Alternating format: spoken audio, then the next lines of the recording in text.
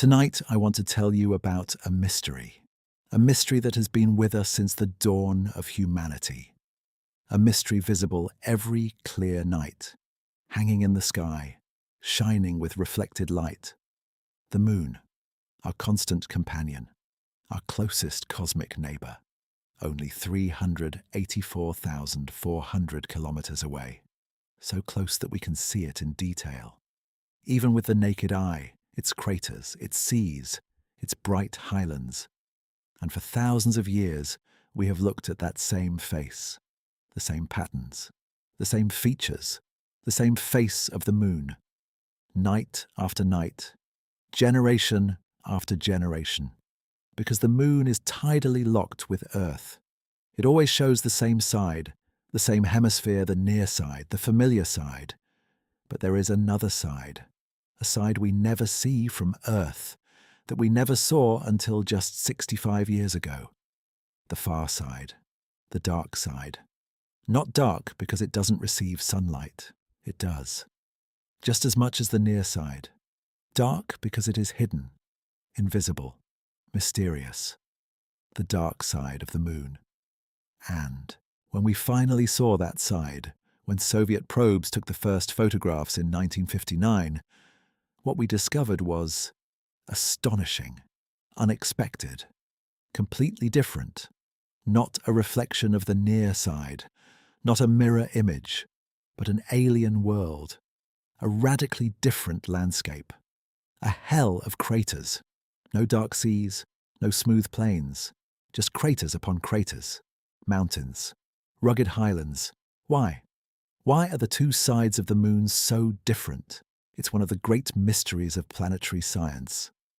And over the past 65 years, we've discovered clues, theories, partial explanations. But the full mystery remains unsolved. Tonight, for the next 2.5 hours, I want to take you on a journey through 20 secrets of the dark side of the moon. Some scientific, some historical, some philosophical, each revealing something about this strange world, this hidden hemisphere. And in the end, you'll understand why the dark side isn't just the other half. It's a window into the history of the moon, of Earth, of the solar system. It's a natural laboratory, preserving conditions that disappeared billions of years ago.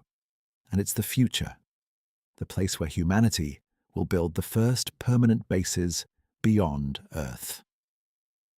So let's begin with the most basic secret, the mechanism that makes the dark side dark. Secret 1. Tidal locking. Why we only see one side. The moon orbits the Earth once every 27.3 days, and it rotates on its axis once every 27.3 days. Exactly the same amount of time. That means that as the moon orbits the Earth, it rotates at exactly the same speed. So the same side always faces the Earth, and the other side always faces out, towards space. Tidal locking. Synchronous rotation. Why? It's not coincidence, it's physics. Billions of years ago, the moon rotated faster, with a different rotation period. But the Earth's gravity created a tidal pull on the moon, bulging its shape slightly, creating a tidal bulge, and that bulge tried to align itself with Earth. But as the moon rotated, the bulge drifted, falling behind. And Earth's gravity pulled on that bulge, slowing down the moon's rotation. Over millions of years, the moon's rotation slowed down, until finally, the bulge aligned perfectly with Earth, and the moon became locked. One side always facing Earth. This is not unique to the moon. Many moons in the solar system are tidally locked with their planets. Jupiter's Galilean moons, Saturn's main moons, Charon with Pluto. It's common, natural, inevitable, given enough time and gravity. But it has a profound consequence. From Earth, you can never see the far side. Throughout human history, until 1959, no one had ever seen it. It was completely unknown, a total mystery. Secret 2. Libration. We can see more than 50%. But here's a secret: even though the moon is tidally locked, we don't see exactly 50% of its surface. We see approximately 59%. How? Through a phenomenon called libration. The moon wobbles slightly in its orbit and orientation, revealing small pieces of the far side at different times. There are three types of libration. Longitude libration. The moon's orbit is elliptical, so it moves faster when it's closer to Earth, slower when it's farther away. But its rotation is constant, so sometimes the rotation gets ahead of the orbit, sometimes it falls behind, revealing a little bit of the eastern edge, then the western edge. Latitudinal libration. The moon's axis of rotation is tilted 6.7 degrees from its orbital plane. So sometimes we see a little more of the North Pole, sometimes a little more of the South Pole. Diurnal libration. As the Earth rotates, your perspective changes slightly. At sunset, you see a little more of the western edge.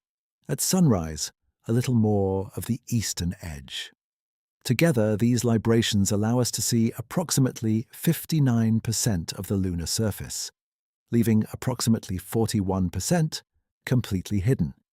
That 41% is the true dark side, never visible from Earth. Secret 3. The first images. Lunar 3, 1959. On October 7, 1959. The Soviet probe Lunar 3 flew over the far side of the moon, and it took photographs. The first images ever captured of the dark side. The images were grainy, low resolution, but sufficient, and they revealed something amazing. The far side looked nothing like the near side. On the near side, we see lunar seas, Maria, large dark plains of solidified basalt, the Mare Imbrium, the Mare Serenitatis, the Mare Tranquillitatis, where Apollo 11 landed. Dark, smooth, beautiful. But on the far side, there are almost no seas, only craters, thousands of them, overlapping, ancient, dense, a rugged landscape, mountainous, scarred by impacts, completely different. Scientists were amazed. They had expected the far side to be similar to the near side. Why would they be different? But they were different, dramatically so. And that discovery raised a question we are still answering. Why are the two sides of the moon so different? Secret 4. The thick crust, a shield against magma. One of the key differences between the two sides is the thickness of the crust.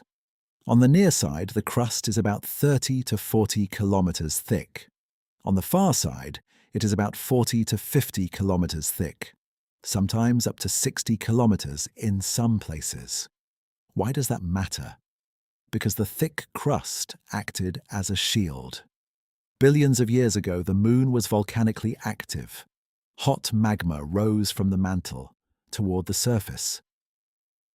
On the near side, with thin crust, the magma could break through, erupting onto the surface, filling massive impact basins, creating the lunar seas, the dark basalt plains. But on the far side, the crust was too thick. The magma couldn't break through. It got trapped underneath. So there are no seas, no basalt plains, just highlands. That thick crust is the main reason why the far side looks so different, but that just pushes the question further back. Why is the crust thicker on the far side? Secret 5. The Big Splat Theory. Two moons collide. One of the most fascinating theories is the Big Splat Theory, proposed in 2011 by scientists Eric Asfaug and Martin Utzi.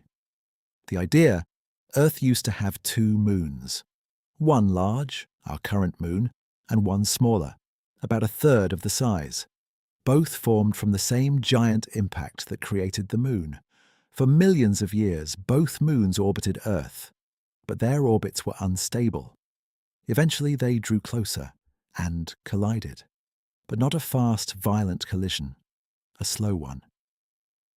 At just a few kilometers per hour because they were in similar orbits, moving in the same direction, and when they collided, the smaller moon didn't shatter. It spread out, like plasticine, over the far side of the larger moon, adding an extra layer of crust, making the far side thicker, more rugged. This theory would explain why the far side has thicker crust, and why it has so few seas. The extra material simply piled up there, because of the collision. It's a beautiful theory, elegant, and it explains a lot, but it's not proven yet. It's just a theas, possibility. Secret 6. The young, hot Earth. Heating one side. Another theory is simpler. When the moon formed, about 4.5 billion years ago, it was much closer to Earth, about 20,000 to 30,000 kilometers, compared to 384,400 kilometers today. And the young Earth was hot, molten, glowing with heat, like a giant furnace in the sky. And that heat radiated outward, toward the moon. The near side of the moon, facing the Earth, received that heat, keeping its crust hotter, thinner, more flexible, allowing magma to break through more easily. But the far side, facing space, did not receive that heat. It cooled faster. The crust thickened faster, creating a thick crust that blocked the magma. This theory would also explain the difference in crust thickness. And it's simpler than the big splat theory. It doesn't require a second moon. It just requires a hot, young Earth. And proximity. But again, we're not sure. Both theories are possible. Both have evidence to support them. And the truth could be a combination, or something else entirely. Secret 7. Mass anomalies, invisible mascons. When the Apollo missions orbited the moon, something strange happened. Their orbits were disturbed, slightly, unexpectedly, as if invisible masses were pulling on them. And they were. Mascons, mass concentrations. Regions where the moon's density is higher than normal, creating small gravitational peaks. And here's the strange thing. Most of the mascons are on the near side, beneath the lunar seas, like Mare Imbrium, Mare Serenitatis, where dense basalt-filled impact basins. But there are relatively few mascons on the far side, because there is a relatively little basalt. This confirms that the far side has less volcanic activity, less basalt filling, fewer mascons, and it reinforces the idea that the thick crust blocked volcanism. Secret 8. The South Pole Aitken Basin. The biggest scar on the far side, there is a massive feature. One of the largest impact basins in the solar system. The South Pole Aitken Basin, SPA for short. It is approximately 2,500 kilometers in diameter and up to 8 kilometers deep in some places. Ancient, formed approximately 4 billion years ago by a massive asteroid striking the moon at cosmic speeds. And here's the extraordinary thing. The SPA basin is mainly on the far side. Its southern edge touches the moon's south pole. Its northern edge extends towards the far side. Invisible from Earth, unknown until probes mapped it, and it's scientifically invaluable. Because the impact was so deep that it excavated material from the moon's mantle, throwing it onto the surface, where we can study it, with rovers, with landers. In 2019, China landed the Chang'e 4 probe in the SPA basin, the first spacecraft to land on the far side, and it found unusual materials, possibly from the mantle. Olivine, pyroxene, minerals that are normally buried deep. By studying these materials, we can learn about the interior of the moon, its composition, its history, its evolution. All thanks to this massive impact, billions of years ago. Secret 9. Radioactive elements. Heat on the near side. There is another chemical difference between the two sides. The near side has higher concentrations of radioactive elements: potassium, phosphorus, thorium, uranium, sometimes called creep elements. Potassium, rare earth elements, phosphorus. These elements generate heat through radioactive decay, and that heat could have driven volcanism on the near side, keeping the magma hot, liquid, able to erupt. But the far side has fewer of these elements, so it generated less heat, less volcanism, and, combined with a thick crust, that means no seas. Why does the near side have more creep? We're not entirely sure. Perhaps it has to do with how the moon formed, how it cooled. Perhaps the creep material migrated to the near side, for reasons we don't fully understand. It's another mystery, another piece of the puzzle. Secret 10. Radio silence, the quietest place. The far side of the moon has a unique property: invaluable. It is the quietest place in the inner solar system for radio, because the moon itself blocks all radio signals from Earth. No TV broadcasts, no radio, no Wi-Fi, no interference from the billions of devices on Earth. Just silence. And that makes it perfect for radio astronomy. Radio telescopes listening to the universe, searching for signals from the cosmic dawn, from the first stars, the first galaxies, the young universe. On Earth, radio astronomy is limited by interference. Our own signals drown out the faint cosmic signals. But on the far side of the moon, there is no interference. It is perfectly silent. And that is why scientists dream of building radio telescopes there, in craters, protected, listening to the cosmos. No interference, no noise, just the pure signals of the universe. It's one of the most exciting futures of the far side. Not just exploration, but astronomy of the best kind. Secret 11. Communication. The eye to relay problem. But there is a massive challenge with the far side. Communication. Because there is no direct line of sight to Earth. The moon itself is in the way. So you can't send radio signals directly from the far side to Earth. They're blocked by thousands of kilometers of lunar rock. So how do you communicate? You need a relay satellite, orbiting the moon, or at a Lagrange point where it can see both Earth and the far side. China did this with its Chang'e 4 mission. First, they launched a relay satellite called Queqiao. They placed it at the Earth-Moon L2 Lagrange point, about 40,000 miles beyond the moon. From there, it can see both the Earth and the far side.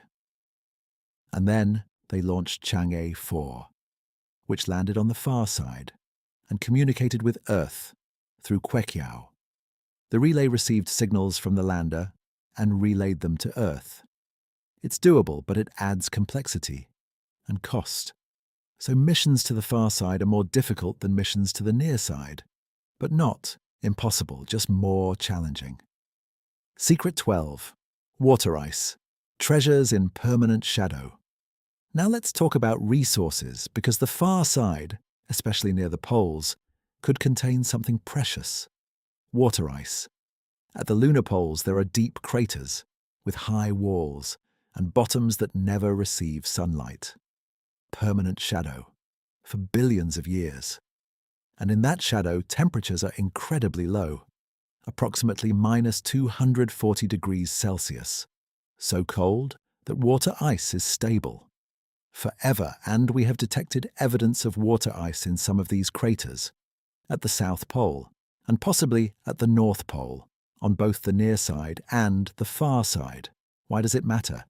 Because water is critical for human exploration, for drinking, for growing food, for generating oxygen, and for making rocket fuel. Hydrogen and oxygen. If there is water ice on the far side, then lunar bases there could be self-sufficient. Extracting water locally, no need to launch it from Earth, and that makes the far side valuable.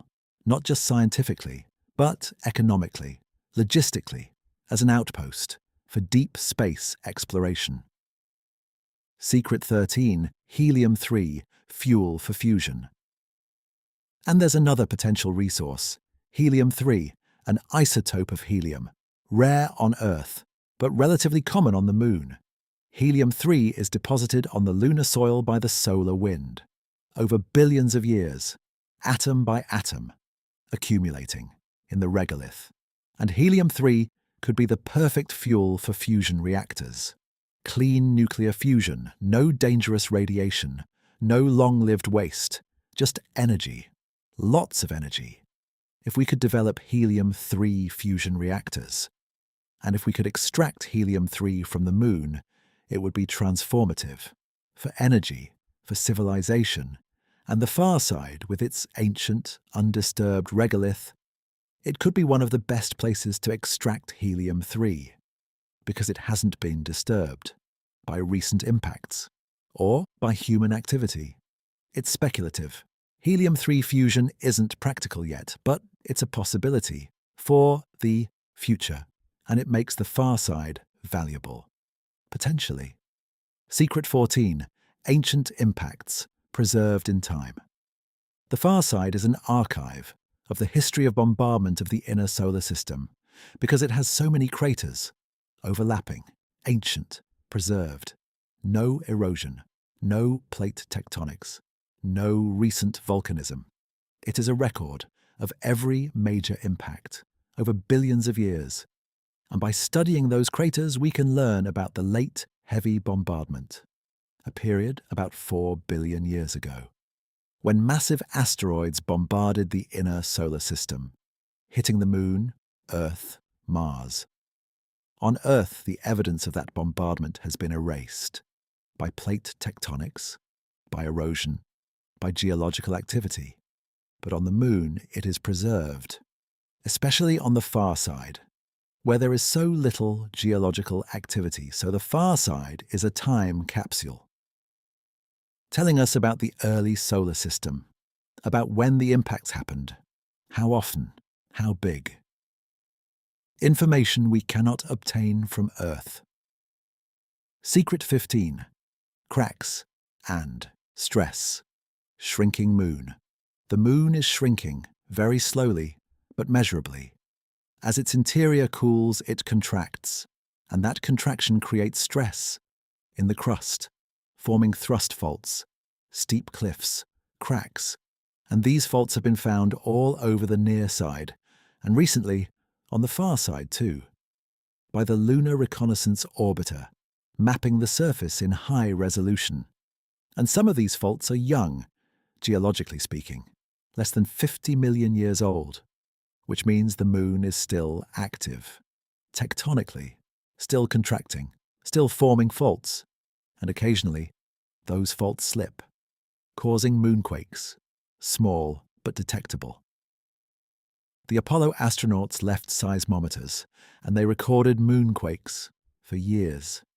And some of those moonquakes probably come from these faults on both sides of the Moon.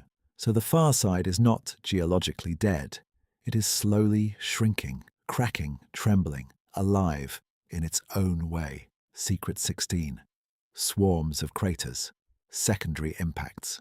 On the far side, there are strange patterns of craters, swarms, clusters. Lined up in rows, these are not primary impacts from individual asteroids. They are secondary impacts from debris ejected by primary impacts.